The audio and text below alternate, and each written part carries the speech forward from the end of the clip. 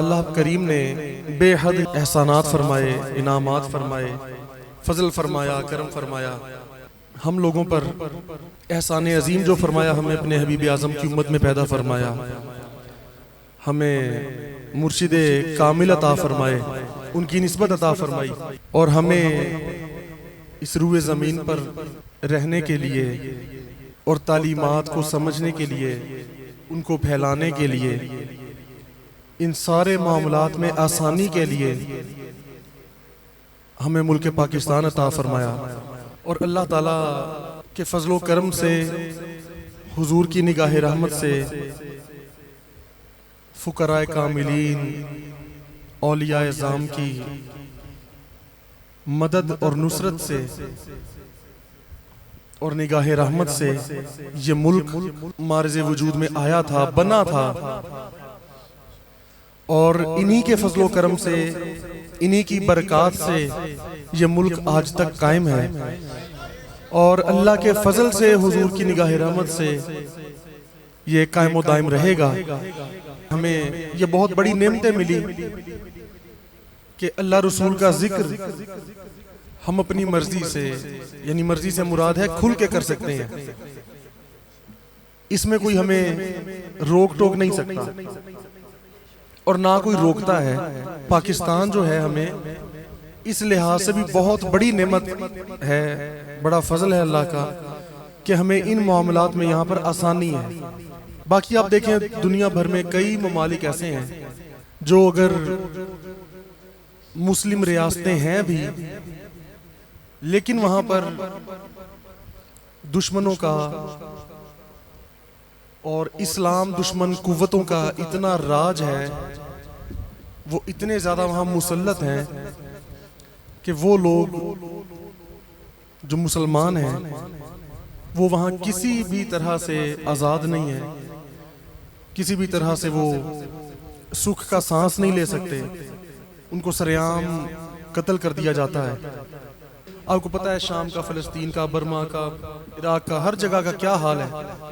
और कई ममालिक ऐसे हैं, कई रियासतें ऐसी हैं, और जिन जिन ममालिक में मुसलमान अक़लियत के तौर पर हैं, खा वो हिंदुस्तान है या कोई भी ऐसा मुल्क है, तो वहाँ पर भी उनके लिए बहुत ज़्यादा मुश्किलात हैं। इंतहाई मुश्किलात में ज़िंदगियाँ गुजार रहे हैं, अपने मज़हब के लिहाज से भी। ये वाली मुश्किलात नहीं कि उनको नौकरी नहीं मिलती या वो दुआएं करते हैं कि अल्लाह हमारे मुल्क के हालात अच्छे कर दे। एक ओवरऑल पूरे मुल्क के हालात इतने ख़राब हैं, इन मामलात की मैं बात नहीं कर रहा। वहाँ अपने ज़ाती जो इंसान के, जैसे मजहबी मामलात हैं, कुर्बानी के हवाले से है या इबादत के लिहाज से है, महाफिल के लिहाज से है, तो वहाँ इन सारे मामलात में उनको बहुत तंगी होती है। इस वक्त जो मौजूदा सूरत हाल है पाकिस्तान की, और कई साल से हम ये देख रहे हैं कि परेशानियां हैं, मुश्किलात ही मुश्किलात हैं। देखने में, सुनने में ऐसा लगता है कि जैसे इसका कोई हल नहीं है। मुश्किलें तो आती जा रही हैं लेकिन आसानियां नहीं आ रही।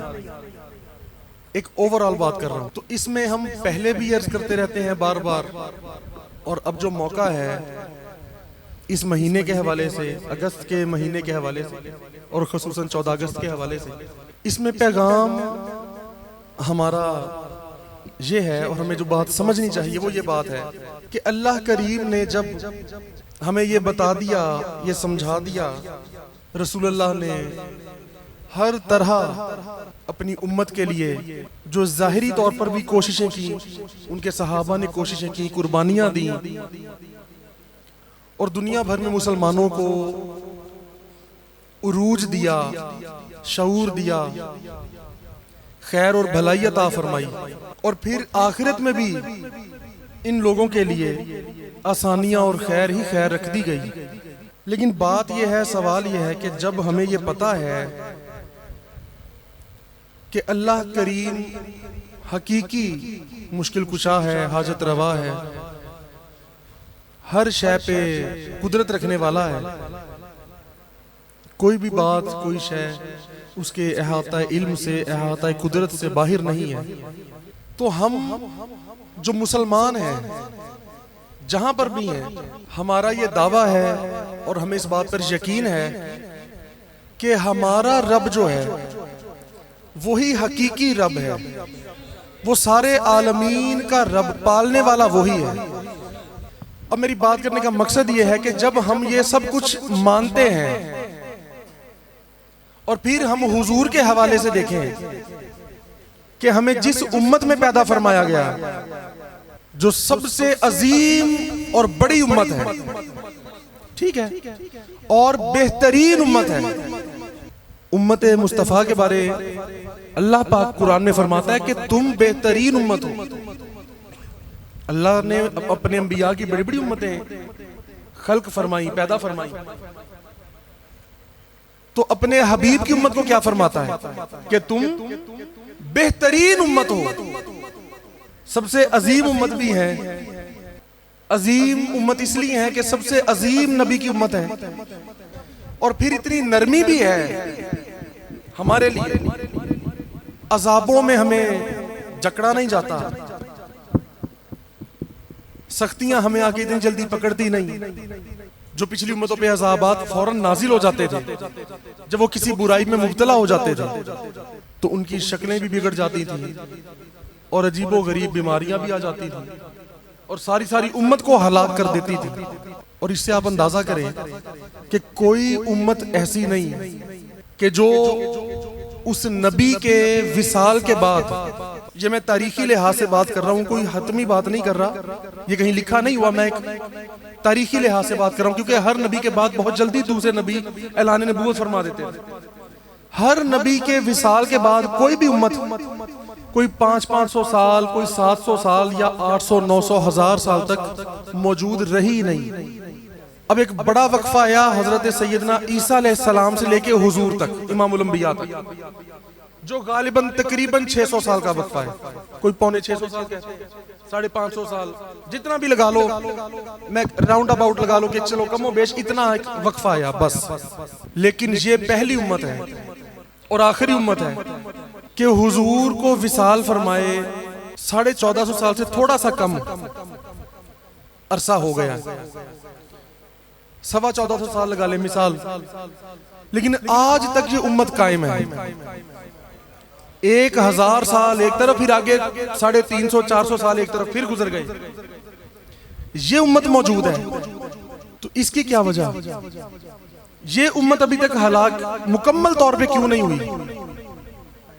वजह यह है, पहली बात कि अल्लाह करीम ने अपने हबीब के सदके इस उम्मत को नेस्तो नाबूद नहीं किया मुकम्मल तौर पे। और कौन सी ऐसी बुराई है, कौन सी ऐसी बुराई है जो हमने ना की हो?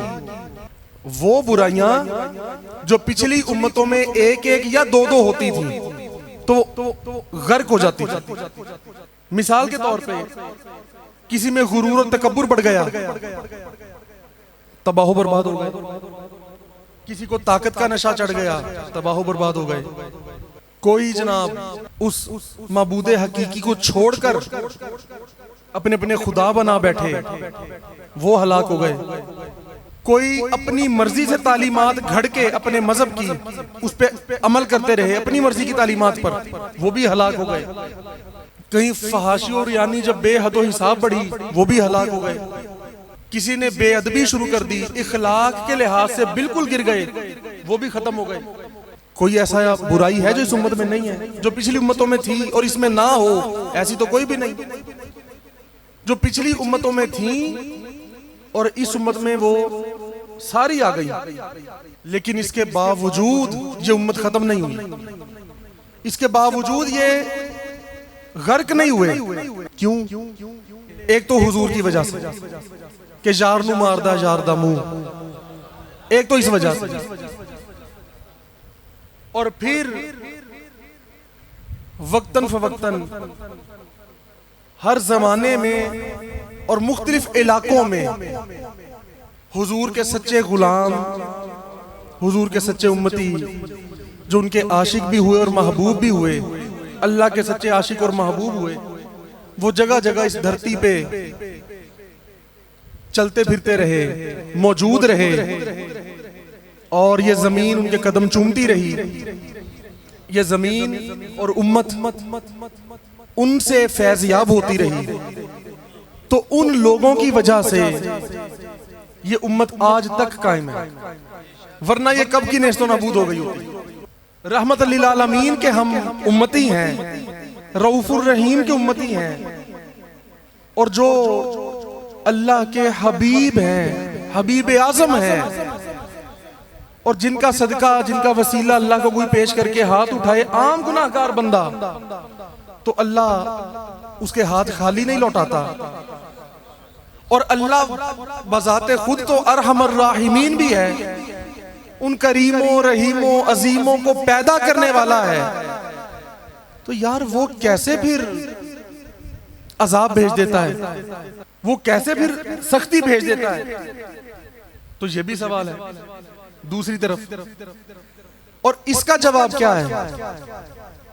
इसका जवाब ये है, उसका जवाब वो था कि अभी तक खत्म क्यों नहीं हुए, हलाक क्यों नहीं हुए, गर्क क्यों नहीं हुए? अल्लाह के हबीबों और महबूबों की वजह से। सादी जबान में हुजूर, और हुजूर के बाद आपके खुलफा, आपके आल, आपके महबूबीन सच्चे उम्मती जो आए, और मोमिनीन जो दुनिया में हर वक्त मौजूद रहे और अब भी मौजूद हैं और रहेंगे, उनकी वजह से। और दूसरी तरफ यह सवाल है कि जब इतनी रहमत है, इतनी रहमत है, इतना करम है, इतना फजल है, इतनी अताएं हैं, बशारात हैं, तो फिर ये उम्मत अभी तक जवाल में क्यों है? ये नहीं कि कभी उरूज आया ही नहीं, कई बार उरूज आया, लेकिन फिर जवाल आ जाता है, फिर उरूज आता है, फिर जवाल आ जाता है। हुजूर तो उरूज ही उरूज ले आए थे ना। अभी आपने चंद साल तबलीग की, हुजूर ने आपकी हयात मुबारका में कमो बेश 1.25 लाख सहाबा कराम बने लोग, और हुजूर के विसाल के बाद 2 साल सईदना सिद्दीक अकबर का दौरे हुकूमत, साथ ही सईदना फारूक आजम का दौरे हुकूमत, और उसी में ये आलम हो गया कि आधी दुनिया पर इस्लाम का परचम बुलंद हो गया इतने चंद सालों में। और फिर ऐसी जगह पर जहां पहले से मुसलमान मौजूद नहीं थे।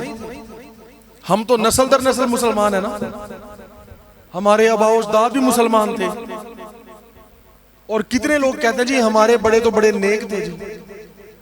तो अगर यार हम इतने नेकुकारों की औलादें हैं, तो फिर हम हैं क्या? थे तो आबा वो तुम्हारे ही, इकबाल फरमाते हैं, थे तो आबा वो तुम्हारे ही, मगर तुम क्या हो? हाथ पर हाथ धरे मुंतजिर फरदा हो। तो बात मैं ये कर रहा हूं कि फिर इतनी रहमतों के बावजूद उरूज मुसलसल क्यों नहीं है, और जवाल क्यों है? ये कौम क्यों पिसती जा रही है? इसकी भी सिर्फ एक वजह है, मतलब कहने में एक वजह, फिर उसमें शोबे काफी सारे। और वो वजह क्या है कि अल्लाह रसूल की तालीमात से दूरी। जिस रसूल की वजह से और जिस रसूल के आशिकों और महबूबों की वजह से रहमतें होती हैं, फजल होता है, करम होता है, बरकत होती है, जिनके सदके इस्तकामत मिलती है, जिनके सदके उरूज मिलता है, जिनके सदके नेमतें मिलती हैं, इस उम्मत ने उन्हीं लोगों को कदर की निगाह से नहीं देखा, उन्हीं की बेअदबियां की, उन्हीं की गुस्ताखियां की। जिस रसूल पाक की उम्मत होने की वजह से हर तरह का शर्फ और सादत मिलना था और मिला है, उसी रसूल से दूर हो गए।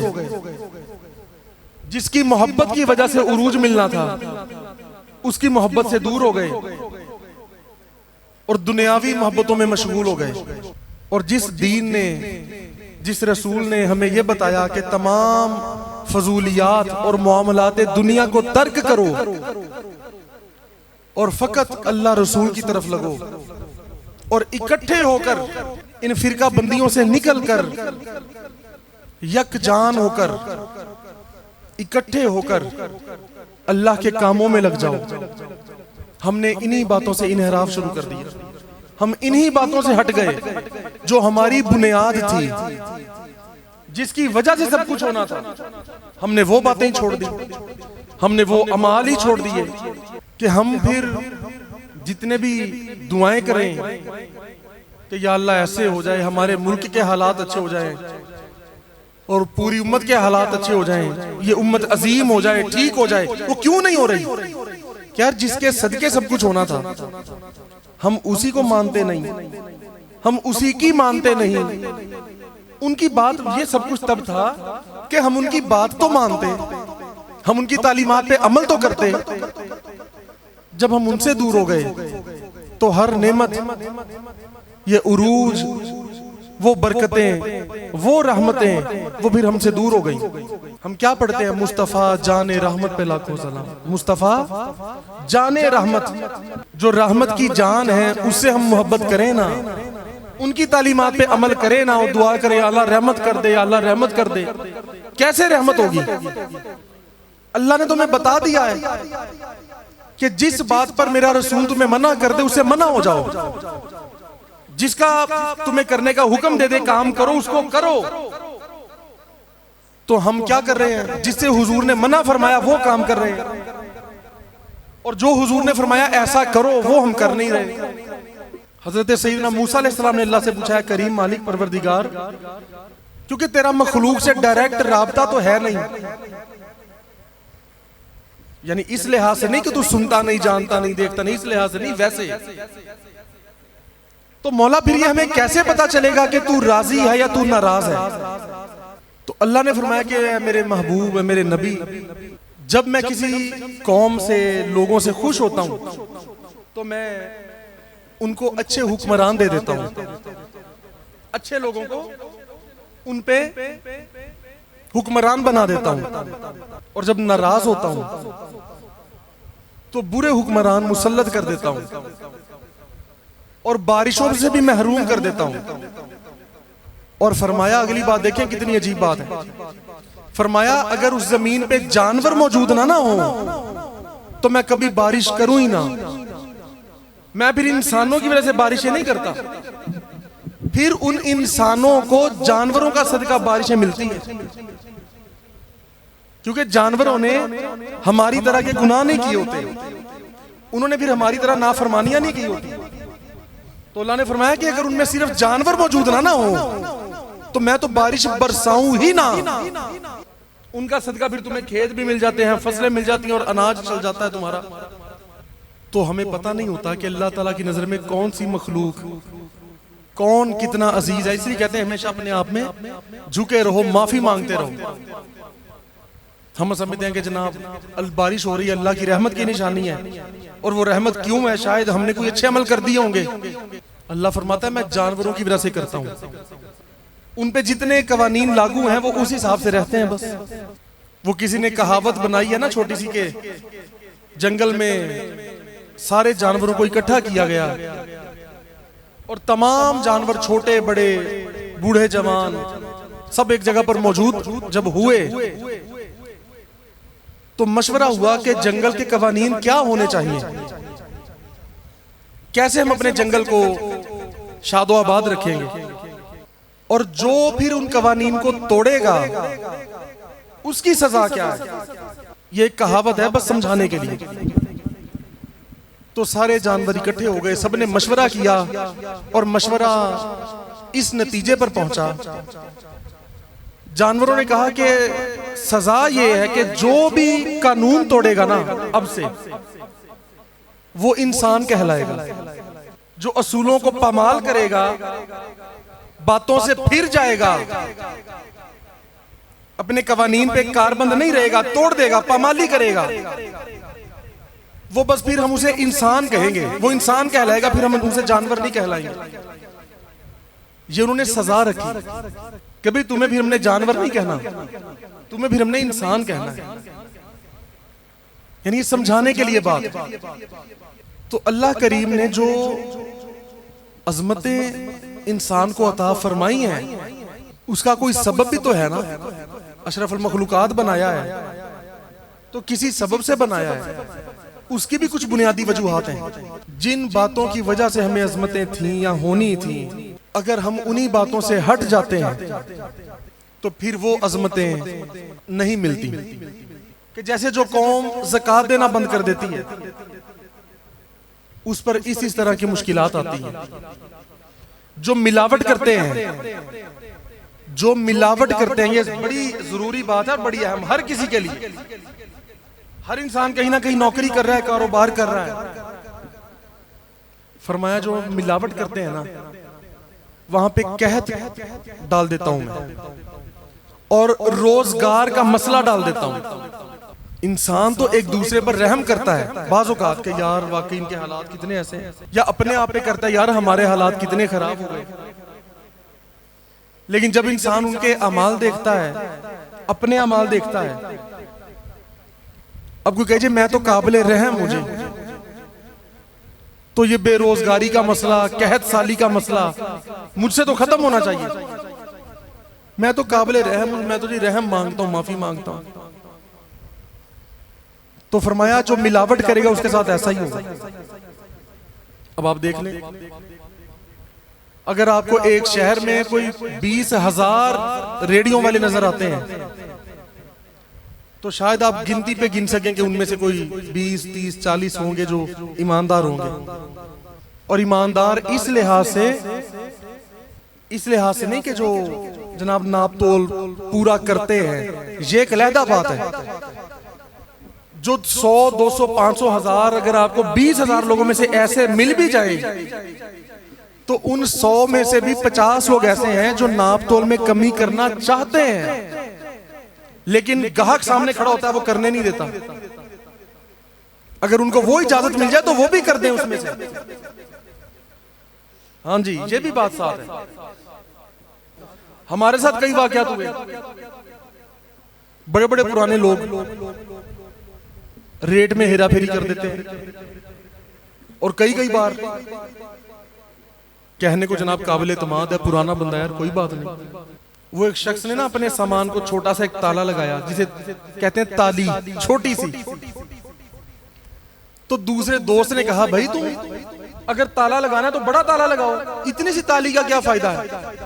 तो उसने कहा, यहाँ पे जितने चोर चक्के और बेईमान लोग हैं, उनसे अपना सामान बचाना ना, तो बड़ा ताला लगाओ। उसने कहा, यार बड़ा ताला लगाने का भी फायदा कोई नहीं, ये है पुराने वो ट्रेंड है ताले तोड़ने में, तो ताला तो मेरा झूठ टूट जाना है, मैं जो भी ताला लगा लूं। उसने कहा, फिर तुमने लगाया किसके लिए ताला? उसने कहा, मैंने ईमानदारों के लिए लगाया, उनकी नीयत खराब ना हो जाए। जो है ही बेईमान वो तो बड़े ताले भी तोड़ लेते हैं, ये तो मैंने उनके लिए लगाया। चलो बेचारे जिनको भी इतनी आदत नहीं है, वो देखेंगे ताला लगा कर नीयत खराब होती भी है तो वो कहेंगे नहीं यार ताला लगा हुआ, चलो आगे चलो। ये बड़े हकायक हैं। अहादीस में इतना बता दिया गया, इतना बता दिया गया, हर हुजूर ने हर निशानी बता दी कि मेरी उम्मत में ऐसा होगा, ऐसा होगा, ऐसा होगा और ऐसा होगा, जिसकी वजह से ये मुश्किलात और परेशानी और मुसीबतें इन पे आएंगी। अब हम उस हालत में है, बस जब फहाशी उरानी बढ़ जाती है, हम ज़कात नहीं देते और मिलावट करते हैं, नाप तोल में कमी करते हैं, ये जितनी चीजें हैं हम में है या नहीं? पूरी कौम इसको मानती है हम में है। तो बस यार जब ये मामलात हैं तो उसकी सजाएं यही हैं, बस जो हमें मिल रही है उसकी सजा है कहत साली का हो जाना, मुल्क में से अनाज का कम हो जाना, जालिम हुक्मरान का मुसल्लत हो जाना। और एक बात मैं हमेशा बड़े अरसे से कहता आ रहा हूं कि यार किसी हुक्मरान को बुरा ना कहो, कोई भी हुक्मरान बुरा नहीं, जितने भी हुक्मरान हैं सारे अच्छे हैं। बड़ी अजीब सी बात है, अब तो ट्रेंड ही वो सबके खिलाफ चला है। ये हुक्मरान कोई अच्छे या बुरे नहीं है, ये हमारे अमाल का नतीजा है जो इंसानी सूरत में हमारे सामने आ गए। बस उनको लाया कौन था, उनको हम पे मुसल्लत किसने किया था, इसका मैं जाहिरी जवाब नहीं पूछ रहा। आप कहें जी कोई एजेंसी लेके आई थी, फौज लेके आई थी, या अगली पार्टी का पिछली पार्टी से जनाब मुआहिदा हो गया था कि जो अगली बारी तुम्हारी है फिर उससे अगली फिर मेरी है। ये जवाब नहीं। मैंने शुरू में क्या बात की, सब कुछ अल्लाह के उसकी कुदरत में है, जर्रा भी नहीं हिलता, पत्ता भी नहीं गिरता जो उसके इल्म में ना हो, उसकी कुदरत में ना हो। तो अगर उसकी कुदरत में है और बेशक है, तो फिर यार हम अपनी नजर के मुताबिक बात कर रहे हैं, फिर ये अल्लाह हम पे ऐसे हुक्मरान मुसल्लत क्यों करता है? हम तो जनाब बड़े दीनदार हैं। एक आम बात कर रहा हूं अपनी कौम के लिहाज से, हम तो जनाब हक गोई वाले हैं और हक परस्त हैं, हमेशा हक के साथ हैं। हम तो झूठ नहीं बोलते, हम तो दीन के साथ वफादार हैं और अल्लाह वालों के साथ वफादार हैं, और हम हैं भी सच्चे। तो इतनी बातों के बावजूद यार अल्लाह ताला हम पे ऐसे ऐसे हुक्मरान भेज रहे हैं जिन्होंने मुल्क का बेड़ा गर्क कर दिया, तहस नहस कर दिया। नहीं, उन्होंने नहीं किया, हमने किया। ये हमने किया सब कुछ। ये तो हमें बता दिया गया कि तुम ये अमल करोगे तो तुम पे ऐसे हुक्मरान आ जाएंगे। तो अल्लाह फिर पता क्या फरमाता है? हुजूर ने फरमाया फिर तुम अल्लाह फरमाता है ये ना कहो, फरमान भी यही है कि हुक्मरानों को बुरा ना कहो। फरमाया मेरी तरफ राग़िब हो जाओ। अल्लाह फरमाता है मेरी तरफ राग़िब हो जाओ, मुझसे तौबा करो और अपने अमाल को सही करो, तो फिर मैं उन हुक्मरानों को उल्टाकर तुम्हारे पास अच्छे हुक्मरान भेज दूंगा, फिर उन्हें हुक्मरान लगा दूंगा तुम पर। यानी हम अमल बुरे करते हैं, उन अमाल का नतीजा हमें मिलता है ये, कभी किसी की सूरत में कभी किसी की सूरत में, फिर हम उन्हीं को बुरा कहने लग जाते हैं। यार हम तो अपने नतीजे को, अपने रिजल्ट को बुरा कह रहे हैं। अब एक बच्चा पेपर दे आए जाके और उसका ग्रेड भी जनाब कोई XYZ ग्रेड आए, मिसाल दे रहा हूं जो हमारे मुल्क का हाल है, और नंबर भी बुरे आए, और हर जो वो शोबे लिखे होते हैं कि इसकी जनाब रेगुलरिटी इसकी कितनी है, ये बच्चा इसके आदात व खसाइल कैसे थे, इसका यूनिफॉर्म ठीक होता था कि नहीं, सारी बातों में हमें 0 मिले और नेगेटिव कमेंट्स मिले, तो फिर हम क्या करेंगे कि उस रिजल्ट को बुरा भला कहने लग जाएंगे। अपने रिजल्ट को, अपने नतीजे को उठा के आग में भी झोंक दें, आपका रिजल्ट नहीं बदलेगा, नतीजा नहीं बदलेगा। क्यों? नतीजा है आपके अमाल का। तो अब हम चाहे हुक्मरानों को गालियां निकालें, खा एहतजाज करें, उनको जनाब बुरा भला कह के पोस्टें चढ़ाओ या सड़कों पे आओ या वीडियोस बनाओ, इससे कुछ होने वाला नहीं, उनको कोई फर्क नहीं पड़ता, क्योंकि वो असल में हमारे अमाल का नतीजा है। ये इनडायरेक्टली हम अपने आप को ही बुरा कह रहे हैं। हम ठीक हो जाएं, देखिए फिर अल्लाह के इख्तियार में ना। फिर बात मैंने जहां से शुरू की कि हम जब ये मानते हैं कि अल्लाह हकीकी हुक्मरान है, अल्लाह हकीकी सुल्तान है, वो शहनशाह है, वो जब चाहे जैसे चाहे कर दे, तो फिर वो हम पे क्यों नहीं कर रहा? इन बातों की वजह से। तो इसलिए ये हम बार बार ये बात करते हैं, बल्कि ये कुछ अहादीस मुबारका कि जिनको हमें सुनना चाहिए, पढ़ना चाहिए, समझना चाहिए। ये हजरत सैयदना अब्दुल्ला इब्न उमर रज़ियल्लाहु तआला अन्हुमा से रिवायत है। आप फरमाते हैं कि रसूलुल्लाह हमारी तरफ मुतवज्जे हुए और फरमाने लगे, ए मुहाजिरों की जमात, 5 चीजें ऐसी हैं जिनमें तुम अगर लोग मुब्तला हो गए तो उनकी सजा उनको जरूर मिलेगी। और हुजूर ने फरमाया मैं अल्लाह से पनाह मांगता हूं, अल्लाह की उन बातों से पनाह मांगता हूं कि वो चीजें जो तुम तक पहुंचेंगी और फिर तुम क्या करोगे। यानी ये उम्मत को हुजूर दर्स दे रहे हैं। और फरमाया जब किसी कौम में बेहयाई एलानिया होने लग जाए, जब लोग फहाशी रियानी की बातों पे शर्म महसूस ना करें, डरे ना और कहें जी हमारी मर्जी, हम किसी को कुछ कहते हैं जो हमें कोई कुछ कहे, हमारी मर्जी। जब इस तरह की बुरी बातों को सरेआम करने लग जाएं, तो फरमाया ऐसी ऐसी बीमारियां फैलेंगी जो उनसे पहले बुजुर्गों के लोगों ने नहीं देखी होंगी, ना उनमें कभी वो बीमारी आई होगी। पुराने आबाओ अजदाद ने कभी नहीं बताया होगा कि ऐसी भी कोई बीमारी आई थी, लेकिन फिर नई से नई बीमारियां आई। तो बताएं जगह जगह ऐसा हो रहा है कि नहीं? आए दिन कोई ऐसी बीमारियां लगी होती हैं, लोग डॉक्टर के पास जाते हैं, डॉक्टर कहता है अभी तो समझ ही नहीं आ रहा बीमारी है क्या, या इतना मसला बिगड़ कैसे जाता है, और कितनी अमवात हो रही हैं, कितने लोग इससे मर रहे हैं। ये ओवरऑल हम पे अजाब आया हुआ है। फरमाया जब नाप तोल में कमी करेंगे तो बताएं कितने हैं जो बिल्कुल ईमानदारी से नाप तोल करते हैं। 2, 4, 10 रुपए, 20 रुपए, 100 रुपया बचाने की खातिर झूठ बोल देते हैं, उसी वक्त झूठ बोल देते हैं। कई लोग कहते हैं जनाब झूठ बोले बगैर तो काम चलता ही नहीं, आप कहते हैं झूठ ना बोलो। ये कैसे हो सकता है कि झूठ ना बोलो? झूठ तो बोलना पड़ता है। तो कहता नहीं सौदा तो विकना ही फेर है, झूठ ना बोले तो सौदा तो लेना नहीं किसी ने। अगर हम चाहते हैं ना हमारे मुल्क के हालात वाकई सही हो जाएं, तो हमें थोड़े अमल की जरूरत है।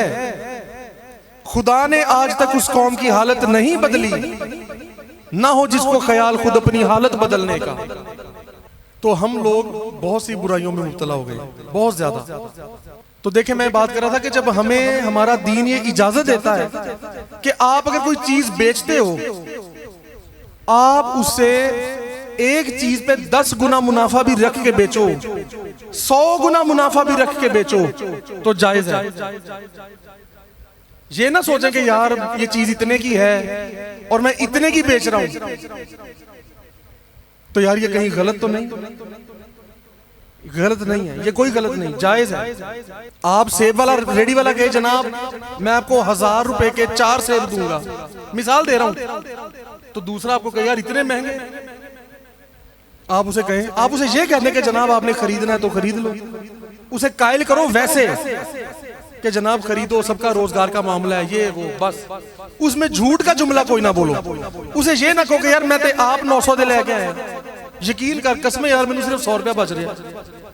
जब आप ये झूठ बोल देते हैं ना, वो हराम बन जाता है।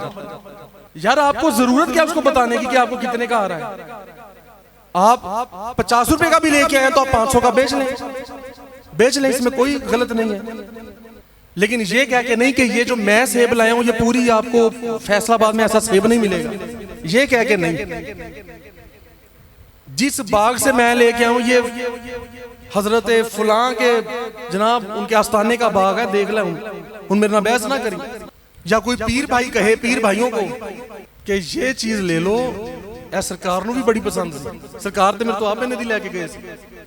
ये समझाने के लिए बात कर रहा हूं कि हमें यार ऐसे करके नहीं बेचना, सीधे तरीके से बेचें।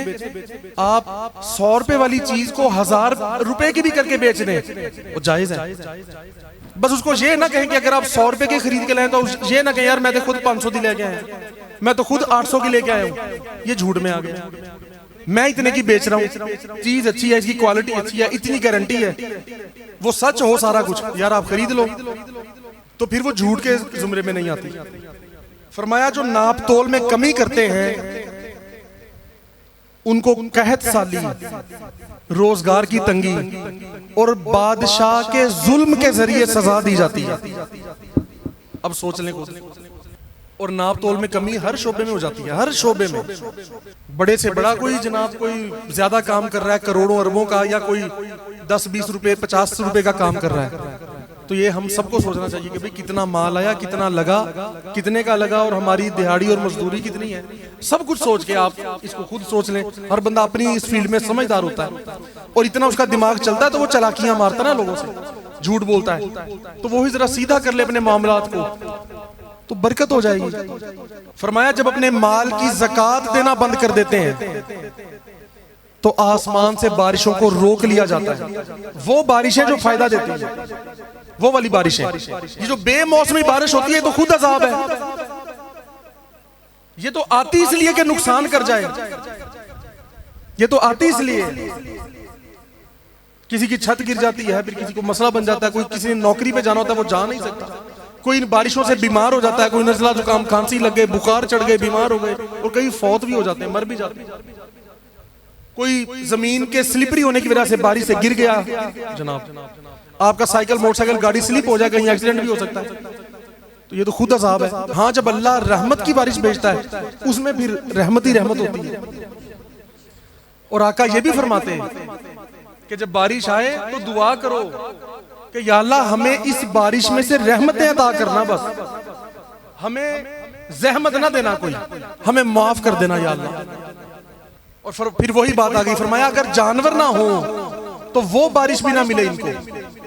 फिर फरमाया जब अल्लाह और उसके रसूल का अहद तोड़ते हैं, वादे जो यानी फरमाए अल्लाह रसूल के ऐसे तुम्हें समझा दिया, बता दिया गया कि ये काम नहीं करना और ये करना है, जब उसकी खिलाफ वर्जी करते हो तो फरमाया दूसरी कौमों में से, अब देखें हमारा जो हाल है, दूसरी कौमों में से दुश्मनों को मुसल्लत कर दिया जाता है, यानी उनका हमारे से ताल्लुक कोई नहीं। अब ये मिसाल है ना समझाने के लिए। अब कितने लोग कह रहे हैं कि जनाब पाकिस्तान को तो अमेरिका चलाता है, कहते हैं या नहीं? एक मतलब एक आम मशहूर है बातें।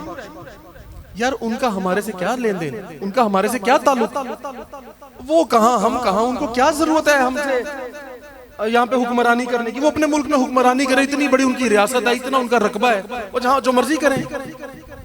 तो ये पता क्या, ये असल में अमेरिका तो बस सबब है। फिर वही बात, यार वो हम पे कैसे मुसल्लत हो गए?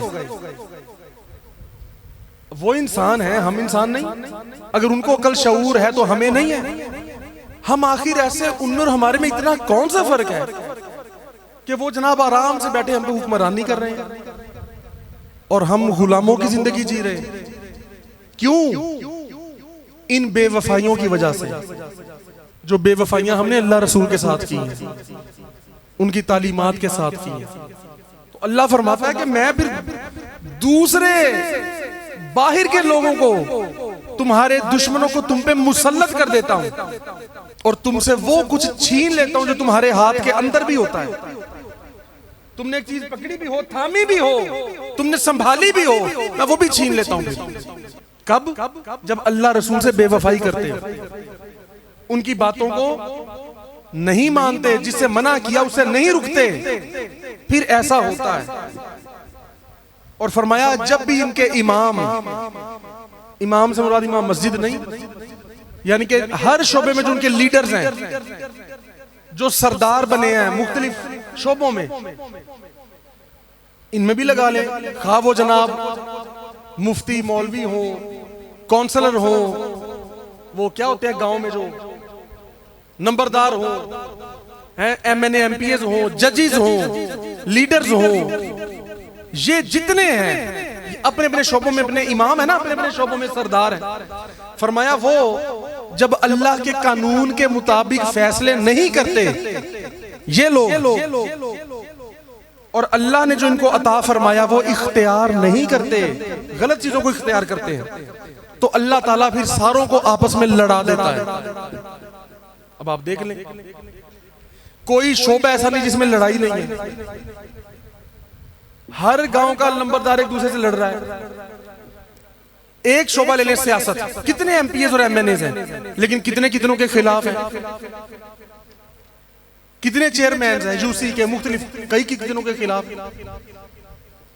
कितने मुफ्तियान हैं, कितने जनाब उलमा हैं, कितने कितनों के खिलाफ हैं, कितने वकील हैं एक दूसरे के खिलाफ हैं, कितने जजेस हैं एक दूसरे के खिलाफ हैं। ये जो खुद साख्ता पीर बने हैं, अपने अपने फिरकों के जनाब उस्ताद और इमाम बने हुए हैं, ये एक दूसरे के खिलाफ है। ये सुन्नियों में पता नहीं कितने बन गए, सारे एक दूसरे के खिलाफ। क्यों? क्योंकि हम सारे अल्लाह रसूल के अहकामात के मुताबिक काम नहीं कर रहे, उनकी तालीमात के मुताबिक फैसले नहीं कर रहे। तो फिर ये लड़ाई तो वहां से आई है ना, उतारी है हम पे लड़ाई, ताकि जब ये आपस में लड़ते मरते रहेंगे, भिड़ते रहेंगे, ये कभी ताकत बन ही नहीं पाएंगे, ये यूं ही जलीलो ख्वार होते रहेंगे। तो हमारा ये हाल हो रहा है। एक हदीस पाक में अल्लाह फरमाता है, हुजूर ने फरमाया कि अल्लाह फरमाता है मैं अल्लाह हूं, मेरे सिवा कोई माबूद नहीं, मैं बादशाहों का मालिक और बादशाहों का बादशाह हूं। और फरमाया दुनियावी जितने बादशाह हैं, बड़े बड़े हुक्मरान हैं, सुल्तान हैं, फरमाया मेरे तो कब्जा कुदरत में है, खा वो जितना भी बड़ा बादशाह हो, शहनशाह हो, मेरे कब्जा कुदरत में है। लिहाजा जब मेरे लोग बंदे मेरी फरमाबरदारी करते हैं, यानी अवाम जब मेरी फरमाबरदारी करती है, तो जो मैंने इन पे बादशाह लगाए होते हैं, जो इनके उस टाइम हुक्मरान होते हैं, लीडरान होते हैं, उनके दिलों में रहमत और शफकत उतारता हूं अपनी अवाम के लिए, उसका सिला देने के लिए। ये देखें बात समझने वाली है, और ये सारी बातें हमारे आज के हालात के मुताबिक है।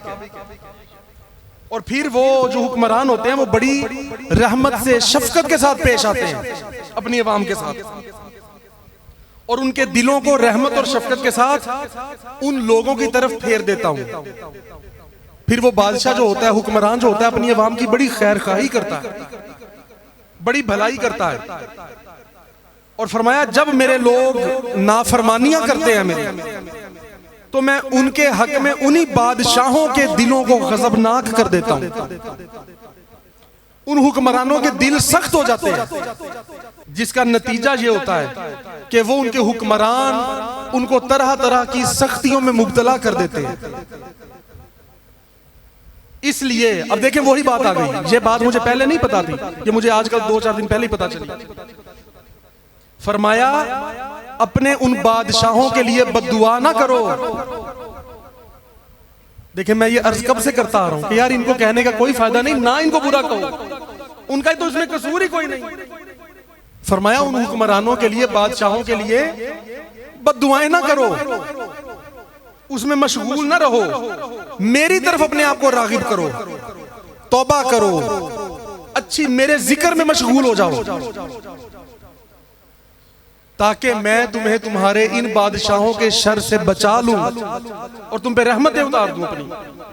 यार अगर हक के लिए हम इकट्ठे नहीं होते, अच्छी बातों के लिए इकट्ठे नहीं होते, अपने आप को अच्छे कामों में नहीं डालते और नहीं कोशिश करते, तो फिर यही कुछ है जो हो रहा है। ये तो आप देख रहे हैं दिन ब दिन गिरावट कितनी हो रही है, कितनी सख्तियां आ रही हैं, कितनी परेशानियां आ रही हैं। ये अजाब है। ये नहीं है कि वैसे कोई मुश्किल आ गई है तो जनाब इससे निकल जाए, ये अजाब है।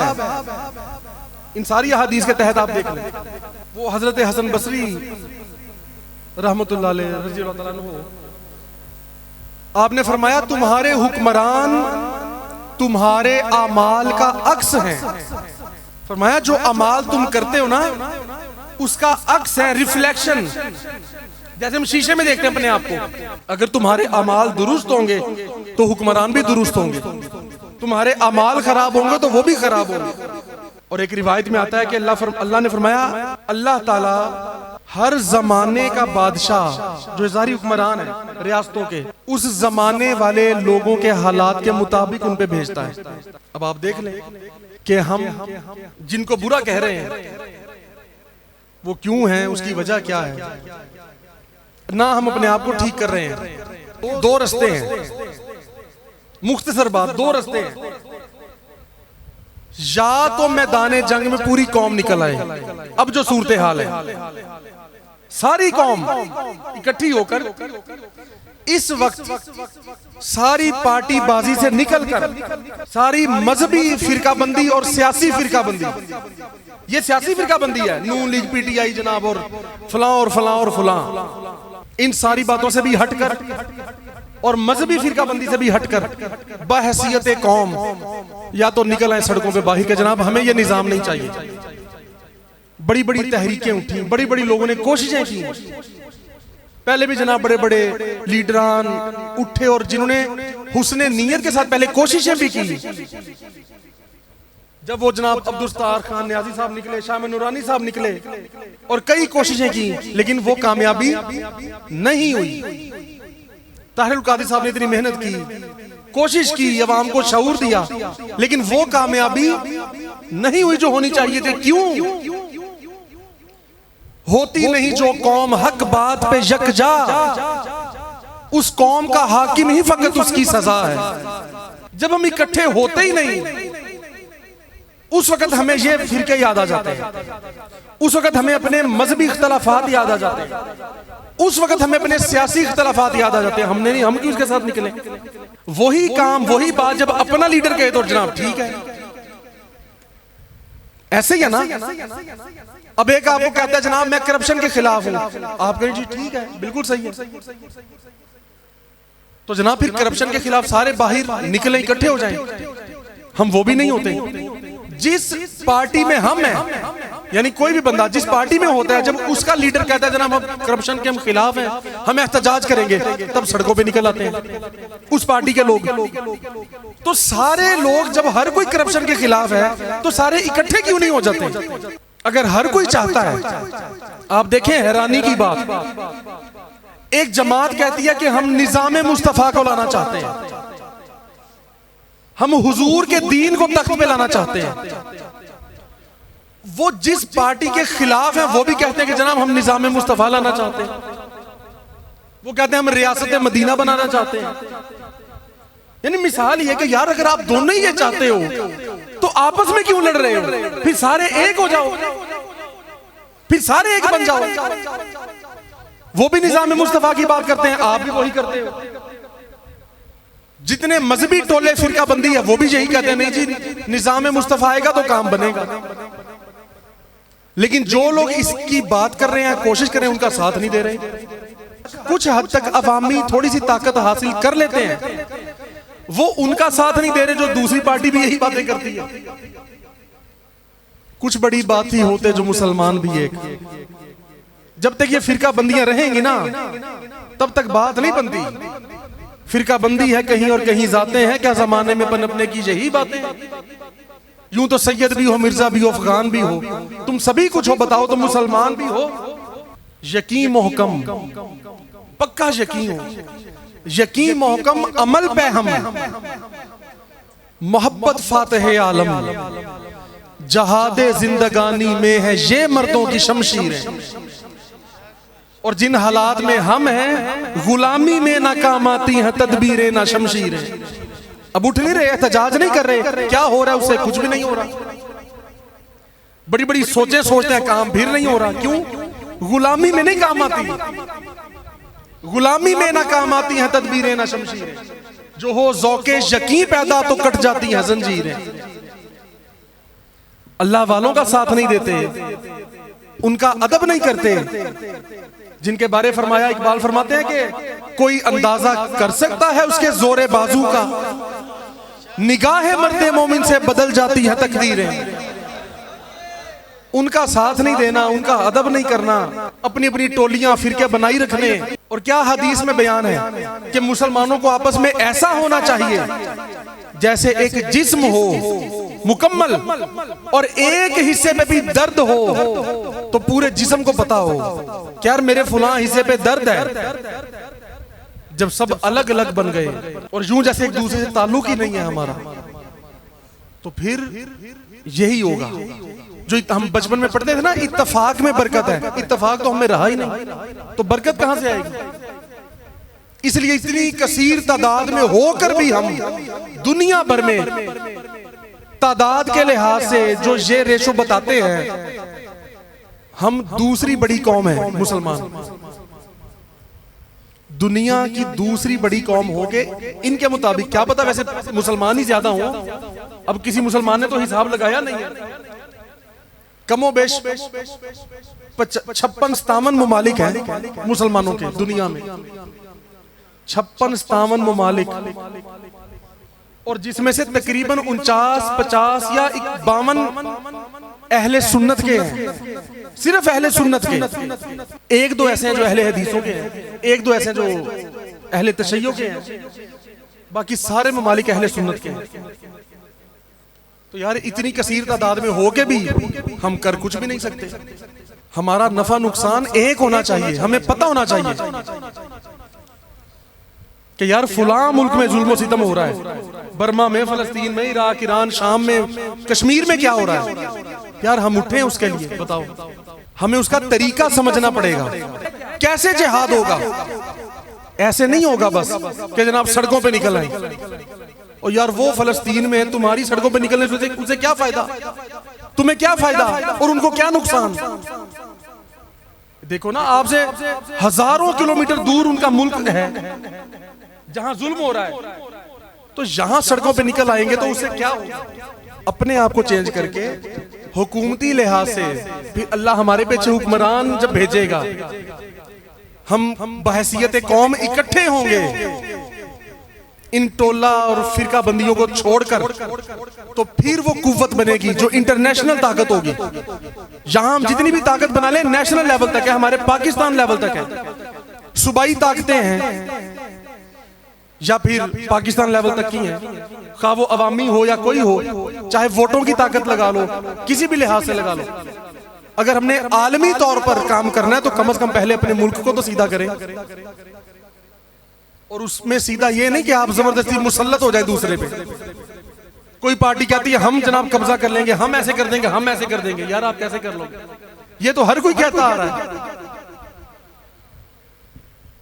जब सब वाकई इकट्ठे होंगे ऐसी बरकत होगी उसमें कि खैर होगी। और इसका पहला स्टेप, उससे भी पहले यही बात है, अपने अमाल सीधे करें। हम लोग अपने अमाल सीधे करें तो इज्तिमाई तौर पर इकट्ठे होकर अच्छे अमाल की कोशिश करें।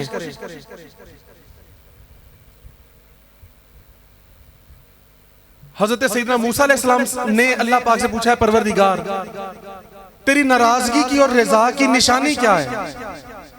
फरमाया जब मैं अच्छे लोगों को तुम पे मुख्तार बना दूं, हुक्मरान बना दूं, तो समझ लो मैं तुमसे राजी हूं।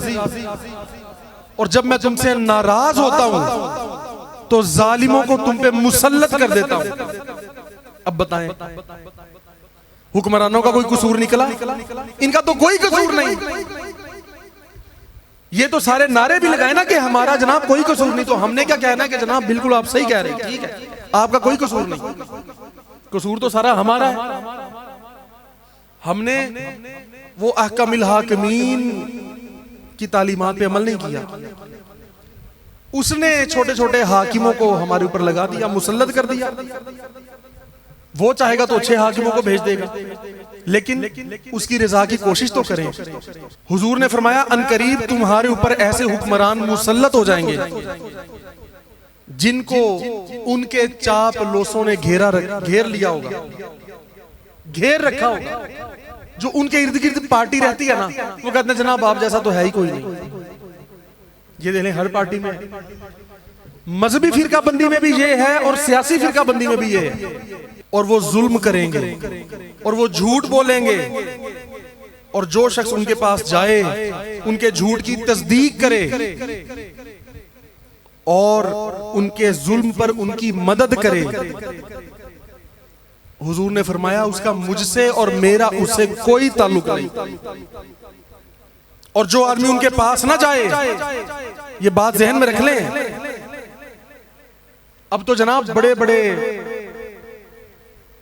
दीनदार जो अपने आप को कहते हैं, उनके मुआहिदे उन लोगों से हो जाते हैं जिनको वो गुस्ताखे रसूल कहते हैं। उनके मुआहिदे भी उनसे हो जाते हैं। फरमाया जो आदमी उनके पास ना जाए और उनके जुल्म पर उनकी मदद ना करे, वो मेरा है और मैं उसका हूं। अल्लाह के वली हजरत सैयदना सुफियान सौरी रहमतुल्लाह अलैह, आपके पास एक शख्स आया और कहने लगा जनाब मैं हुक्मरान के बादशाह के कपड़े सीता हूं, तो क्या मैं भी जालिमों का मददगार हूं? कि बादशाह जो जालिम है, बादशाह जालिम है तो मैं उसका दर्जी हूं, तो क्या इस लिहाज से मैं भी मददगार हूं? हजरत सुफियान फरमाने लगे तू तो खुद जालिमों में से है, तू जालिमों का मददगार नहीं है, तू खुद जालिमों में से है। जालिमों का मददगार तो वो है जो तुझे सुई और धागा बेच देता है, जो तुझे भी सुई धागा बेच दे, मददगार तो वो भी हो गया, तू तो खुद जालिम है। और यहां तो जनाब अच्छी भली कमिटमेंट्स हो जाती हैं, मुआहिदे हो जाते हैं और कहते हैं नहीं नहीं हमारा तो उनसे कोई ताल्लुक नहीं, वो अपनी जगह हम अपनी जगह। और जब तक मुझे इस देखें हदीस पाक से बात, रसूल पाक ने फरमाया, अल्लाह पाक ने जिब्रील अलैहिस्सलाम को वही फरमाई कि फुलां शहर को उसके लोगों के समेत उल्टा दो, खत्म कर दो।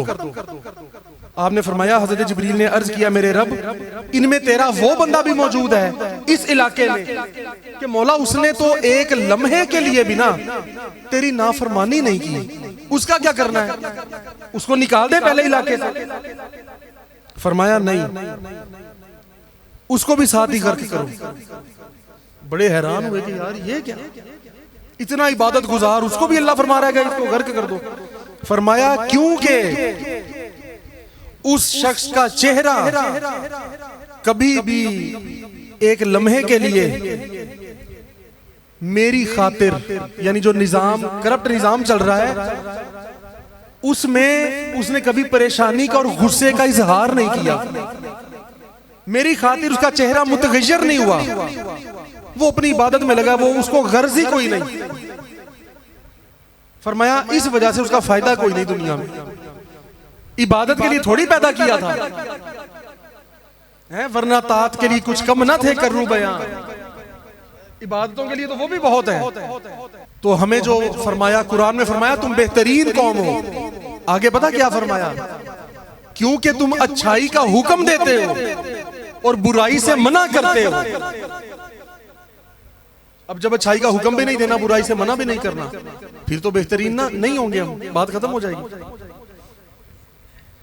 तो इसलिए अच्छा, मैंने वो बात मेरी अधूरी रह गई कि दो रास्ते हैं, एक तो मैंने बयान कर दिया, या तो सारे इकट्ठे होकर निकल आए पूरे मुल्क में, और दूसरा रास्ता ये है कि अपने आप को ठीक कर लें, अपने अमाल ठीक कर लें। अब इसमें से आपकी मर्जी है, जो मर्जी आप चुन लें। और आपको पता है क्यों नहीं निकल रहे, सारी कौम इकट्ठी होकर क्यों नहीं निकल रही? ये भी एक अजाब की निशानी। हम लोगों में बुज़दली, डरपोकी भर दी गई है, और जो सच्चे भी हों वो निकल भी आएंगे तो फायदा क्या होगा? बस इतना होगा कि उनको पकड़ के भी जेलों में डाल देंगे, और जो पहले से डरपोक हैं वो तो निकलेंगे ही नहीं। किसी सियासी पार्टी की, आलिम की, पीर की, मौलवी की, या किसी चेयरमैन की, या किसी पार्टी की बात नहीं है इसमें, ये पूरी कौम की बात है।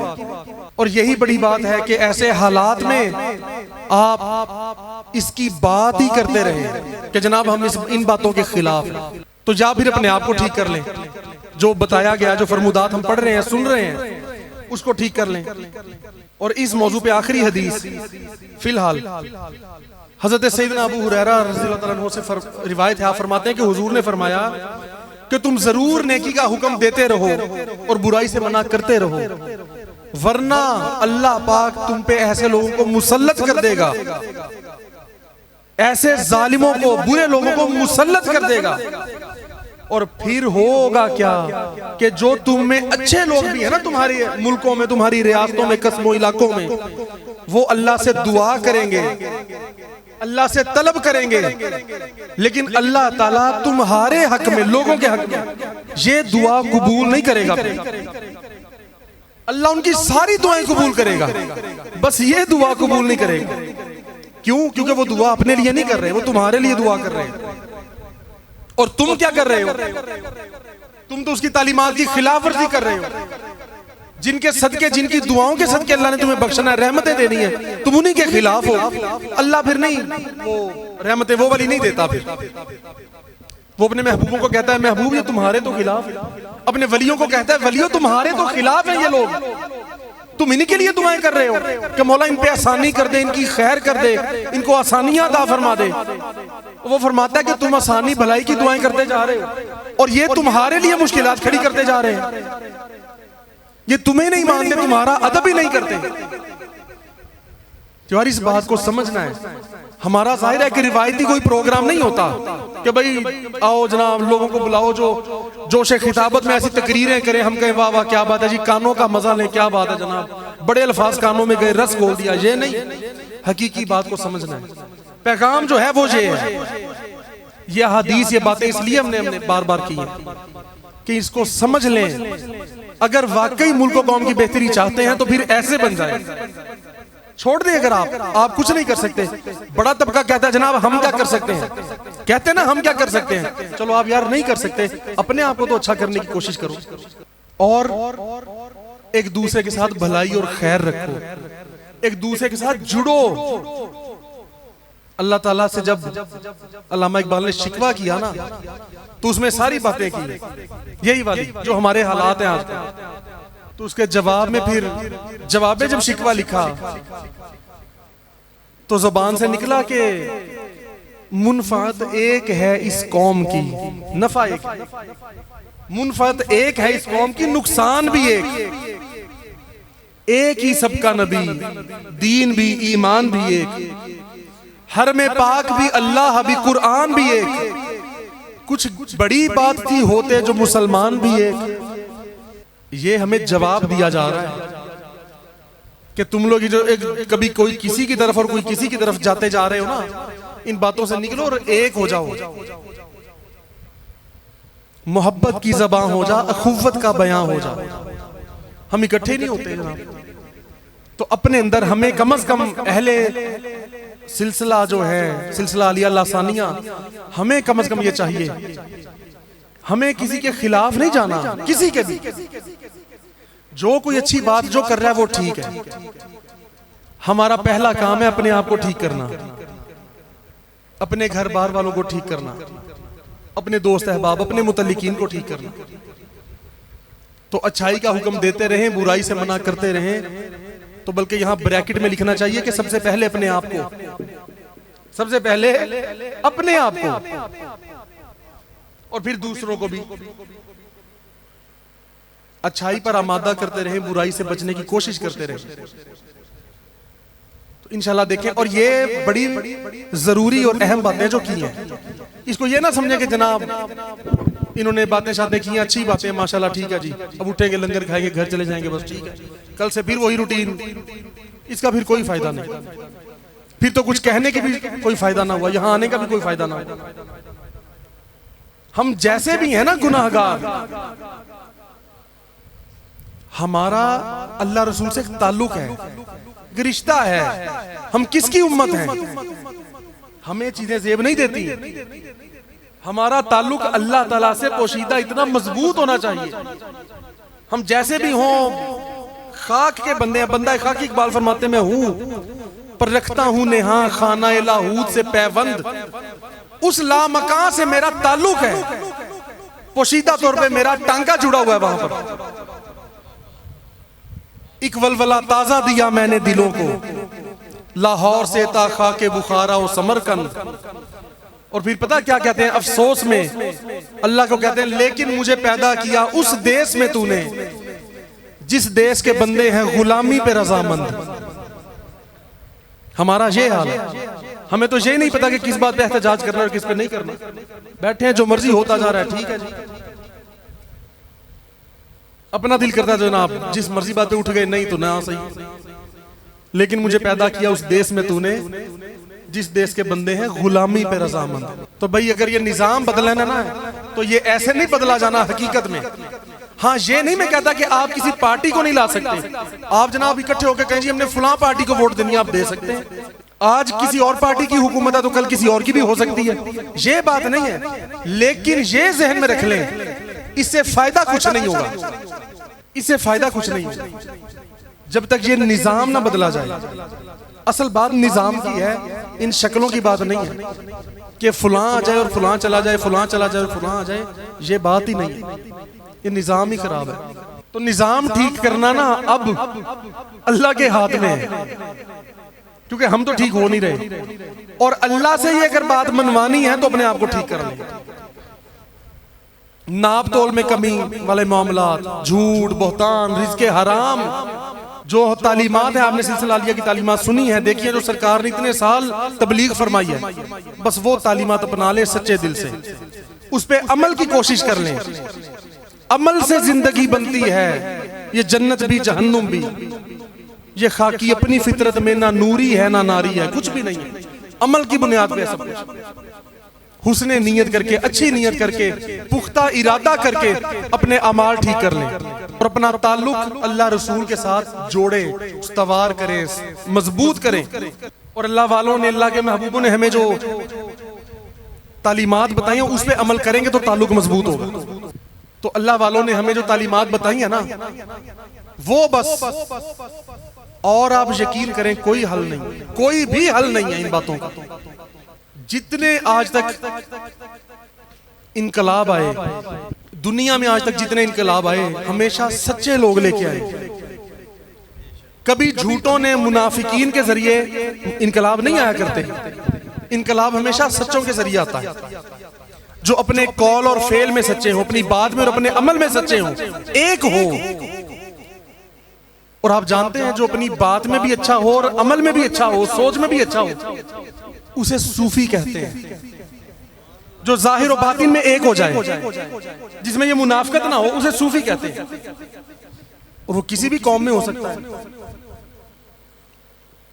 तो हमेशा अच्छे और सच्चे लोग इनकलाब लेके आते हैं। तो हम तो यार मुनाफिकीन वाला हमारा तो हिसाब बन गया है, कहते कुछ है करते कुछ है। पढ़ते नमाज हैं सोचते दुकान की हैं, पढ़ रहे दुरूद हैं सोच रहे हैं किसी दुश्मन के बारे, फलां ने मुझे ये कह दिया, फलां ने मुझे ये कह दिया। हमारा तो बहुत अजीब है। तो अपने जाहिर बातिन को अच्छा करने की कोशिश करते रहे, अपने ताल्लुक को मजबूत करने की कोशिश करते रहे, और इसका सिर्फ एक ही जरिया है, अल्लाह के महबूबों की तालीमात पे अमल। सबसे पहला स्टेप ये तयन करना कि अल्लाह वाला है कौन। मुल्ला की शरीयत में फकत मस्ती गुफ्तार और बातें बड़ी कमाल करता है। आप यकीन करें ऐसे ऐसे मौलवी हमारे मुआशरे में पाए जाते हैं, इतनी इतनी कमाल बातें करते हैं, इतनी जबरदस्त बातें करते हैं, बंदा अश अश कर उठता है, वाह यार क्या बात, कमाल ही कर दिया आज तो। लेकिन फकत मस्ती गुफ्तार और आम जो अपनी तरफ से सूफी बने होते हैं कि जनाब हम तो जनाब कुछ नहीं किसी को कहते, हम तो अपना काम कर रहे हैं बस, ठीक है। उनके बारे फरमाते हैं सूफी की तरीकत में फकत मस्ती अहवाल, अपनी मौजों में गुम रहता है। वो मर्द मुजाहिद नजर आता नहीं मुझको, हो जिसकी रगो पै में फकत मस्ती किरदार। उसका किरदार ऐसा हो और उसमें रूहानियत बहुत जरूरी है। किरदार से भी आजकल ये बड़े लंबे मौजूआत हैं, कोई क्या बेचारा समझ लेता है, कोई क्या समझता है, क्योंकि जो अच्छी बातें करते हैं वो फिर बातों से हैं। इकबाल बड़ा उपदेशक है, मन बातों से मोह लेता है। गुफ्तार का ये गाजी तो बना, किरदार का गाजी बन ना सका। तो बड़ी बड़ी अच्छी बातें करने वाले मिल जाते हैं, मैं बड़ी अच्छी बातें बाज़ औक़ात कर लेता हूँ, इसका मतलब ये नहीं मैं ठीक हूं या मैं कोई अच्छा बंदा हूं। तो इसलिए तो अच्छे बंदों को ढूंढ के जहां रूहानी फैज की तस्दीक आए, जहां ये मैं हमेशा बात करता हूं, जहां रूहानी फैज की तस्दीक आए वो अल्लाह वाला है बस। उन्हां दे लड़ लग जाओ तो फिर बेड़े पार होने ने बस। फिर वो जो बताएंगे वो क्या बताएंगे, वो जो इकबाल ने फरमाया था कि ये फाका कश के मौत से डरता नहीं जरा, रूह मोहम्मद इसके बदन से निकाल दो। वो जो रूह का ताल्लुक खत्म हो गया है वो उन रूहों को दोबारा हुजूर के कदमों में ला खड़ा करते हैं, वहां दोबारा से ताल्लुकात जोड़ देते हैं। फिर दिल से अपने मन से हुजूर के नगमे निकलते हैं, उनकी मोहब्बत की बातें निकलती हैं सच्ची, और हर उम्मती प्यार से मोहब्बत से उस यकीन के साथ अपने नबी से अपने सच्चे रिश्ते के साथ कहे, लब पे नाते पाक का नगमा कल भी था और आज भी है, मेरे नबी से मेरा नाता कल भी था और आज भी है। ये चीज हो फिर पस्त वो कैसे हो सकता है जिसको हक ने बुलंद किया, सारे जहां में उनका चर्चा कल भी था और आज भी है, सारे जहां में उनका चर्चा कल भी था। बतला दो गुस्ताख नबी को कि गैरत मुस्लिम जिंदा है, बतला दो गुस्ताख नबी को कि गैरत मुस्लिम जिंदा है, दीन पे मर मिटने का जज्बा कल भी था और आज भी है, दीन पे मर मिटने का जज्बा कल भी था और आज भी है, मेरे नबी से मेरा नाता कल भी था और आज भी है। तो यही बात खत्म होनी है बस। कुव्वत इश्क से हर पस्त को बाला कर दे, दहर में इसमें मोहम्मद से उजाला कर दे, आज भी हो जो बराहीम का ईमा पैदा, तो आग कर सकती है अंदाजे गुलिस्तां पैदा, की मोहम्मद से वफा तूने तो हम तेरे हैं। मालिक की तरफ से जवाब आया बाज़बान इकबाल, वो फरमाते हैं मुझे खुदा की तरफ से जवाब आया कि मोहम्मद से वफा तूने तो हम तेरे हैं। ये जहां चीज है क्या, लौहो कलम तेरे हैं, फिर जो तुम चाहोगे अपनी तकदीरें खुद लिखोगे। तकदीर के पाबंद है जमादात व नबातात, मोमिन फकत अहकाम इलाही का है पाबंद। तू मुसलमान हो तो तकदीर है तदबीर तेरी, ये बात हो जाती है। अकल है तेरी सी पर इश्क है शमशीर तेरी। तालीमात पे अमल की कोशिश करें, अल्लाह वालों के लड़ लग जाएं और मोहब्बत के साथ, यकीन के साथ अपने आप को ठीक कर लें। बस ये ही असल इनकलाब ही तब होगा। इनकलाब आ जाएगा और इनकलाब आना भी है, इसमें शक नहीं है कोई, आना जरूर है। अब ये मुनहसिर है हम पर कि हम इसमें अपना कितना, हमारा कंट्रीब्यूशन क्या है इसमें, हमारा इसमें जनाब कितना अमल है। हम नहीं लाएंगे तो अगले लोग ले आएंगे, उससे अगले ले आएंगे, उससे अगले ले आएंगे। अगर कोई भी ना लाए तो इमाम मेहदी तो ले आएंगे, अगर कोई भी ना लाया। लेकिन यार हमारा ये काम है कि हम अपने मुर्शिद की तालीमात पे अमल करते हुए, हैं बुजुर्गों की तालीमात पे अमल करते हुए हजरत इमाम मेहदी के लिए राहें हमवार करें, रस्तों को सीधा करें, आसान करें कि हमारी खिदमत हो जाए। दीन के लिए हम अपनी खिदमत कुछ ना कुछ कर सके। तो बस हकीकत में अपने आप को वाकई अच्छा कर लें, सारी बातों को छोड़ के, फजूलियात को छोड़ के। जितना आप सोशल मीडिया पे जो लोग अटैच हैं, फेसबुक, यूट्यूब, ये वो कई घंटे वहां गुजारते हैं, उसको वक्त को जाया ना करें। इनको अच्छे चीजों के लिए इस्तेमाल करें, सिलसिले से अटैच रहें इन चीजों के जरिए। सिलसिले की किताबें पढ़ें, सरकार के बयान सुने, तालीमात को समझें, उस पे अमल की कोशिश करें। सिलसिलालिया की तालीमात को फैलाएं, नशरो इशात करें, दुरूद व सलाम की बात फैलाएं, ताकि अगली नस्लों के लिए, अगली कौम के लिए हम बहुत ज्यादा राहें हमवार कर जाएं और बेहतरी हो जाए। तो हकीकी इनकलाब लाना तो इस तरफ आ जाए बस। बाकी बातों से, तकरीरों से, जोशीली तकरीरों से कुछ नहीं होता। वक्ती तौर पे वाह वाह होती है, सुभान अल्लाह होता है, जोश आता है, वो यूं जाग की तरह उठता है और खत्म हो जाता है। इसका कोई फायदा नहीं, इसका हासिल कुछ नहीं। हासिल कुछ करना है तो बस मुस्तकिल मिजाजी के साथ थोड़ा ही अमल करते हैं, लेकिन करते जरूर रहें। बस ये चीजें लाजमी छोड़ दें, झूठ, बहतान, रिज़्क़े हराम लाजमी छोड़ दें। और ये रिज़्क़े हराम में आती है जब इंसान झूठ बोल के कोई चीज बेच देता है, नाप तोल में कमी कर देता है। ये अहले सिलसिला करें, देखें आपकी वजह से हजारों, लाखों, करोड़ों लोग जल्दी ये काम कर लेंगे। अल्लाह ने हमें सबबे हिदायत बनाना है दूसरों के लिए, तो हम खुद ही नहीं ठीक हो रहे तो हम कैसे बनेंगे? तो कोशिश करेंगे आज से इंशाल्लाह, सचमुच कोशिश करें, कोशिश लाजमी करनी है, कोशिश लाजमी करनी है इंशाल्लाह। अच्छी तालीमात पे अमल करने की कोशिश और बुराइयों से बचने की कोशिश। अल्लाह ताला शुहदाए पाकिस्तान को मजीद अपनी बारगाह में खैर अता फरमाए। जिन लोगों ने अफवाज पाकिस्तान जो सच्चे हैं, जो वाकई हकीकत में हमारी फौज है, हम आज भी उनके साथ हैं, लेकिन जो सच्चे हैं, जो एजेंसीज, जो अफवाज, जो तंजीमात मुल्क के लिए हकीकतन, नियतन ठीक हैं, इस्लाह की कोशिश करते हैं, दुश्मनों से बचाने की कोशिश करते हैं, मुल्क की खैर चाहते हैं, हम इंशाल्लाह हर कदम पे उनके साथ भी हैं और उनके लिए दुआ गो भी हैं। और जितने लोगों ने आज तक कुर्बानियां दी पाकिस्तान बनाने के लिए और पाकिस्तान बचाने के लिए, अल्लाह ताला उन सबको मजीद खैर अता फरमाए।